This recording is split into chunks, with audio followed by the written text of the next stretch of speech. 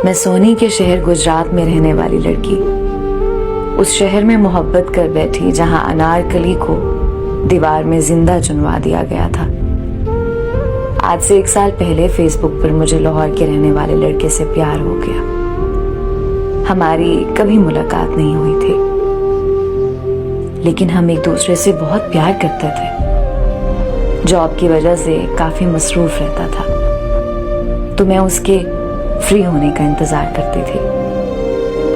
लेकिन फिर भी हम में सब ठीक चल रहा था। कुछ अर्सा पहले गलतफहमी की वजह से हम में लड़ाई हो गई। वो लड़ाई काफी दिन चली, फिर हमारी सुलह तो हो गई, मगर हमारे रिश्ते में शक की दीवार आ गई। फिर हमारी मुलाकात का वो वक्त आया जिसे मैं कभी नहीं भूल सकती। मुलाकात पर उसने मुझे एक खूबसूरत रिंग पहनाई। उस मुलाकात के बाद कुछ दिन सब ठीक चला और फिर वो बदलने लगा। मुझे वक्त देना बंद कर दिया। कहने लगा कि तुम्हारे अलावा भी मुझे बहुत काम होते हैं। मेरा शिकवा करने पर वो लड़ाई करके मुझसे कई दिन बात नहीं करता था। फिर मैं उसकी मिन्नतें और तरले कर करके उसे मना लिया करते थे।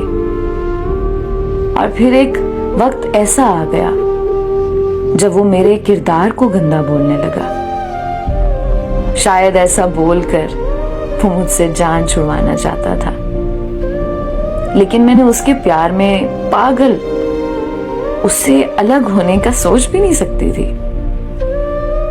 मेरी लाखों कोशिशों के बावजूद भी मैं नाकाम हो गई और उसने मुझे छोड़ दिया। मैंने बहुत मिन्नतें की, उसकी बहुत तरले किए, मगर उसने मेरी एक ना सुनी। मैं उसे मिलने लाहौर चली गई। लाख मिन्नतों के बाद वो मुझसे मिलने आया, मगर वो हमारी आखिरी मुलाकात थी। वो मुलाकात के बाद वहीं मुझे रोता हुआ छोड़कर चला गया। मैं पागलों की तरह मैसेज और कॉल करती रही, मगर उस पत्थर दिल ने मेरी एक ना सुनी। मैंने फिर 3 माह बाद एक दोस्त के नंबर से राब्ता किया, तो उसने साफ कह दिया कि मैं उसके लिए कोई मायने नहीं रखती। इतना कुछ हो जाने के बावजूद भी मुझे उससे नफरत नहीं हुई। उसकी याद मुझे हर पल सताती है।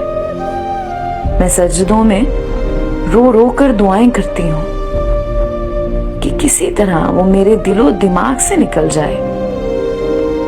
मैंने कभी उसके लिए बद्दुआ नहीं की, मगर मैंने कभी उसके लिए दुआ भी नहीं की। मैंने उसे माफ भी नहीं किया, क्योंकि मेरे दर्द और आंसुओं का फैसला रोज़े महशर जरूर होगा।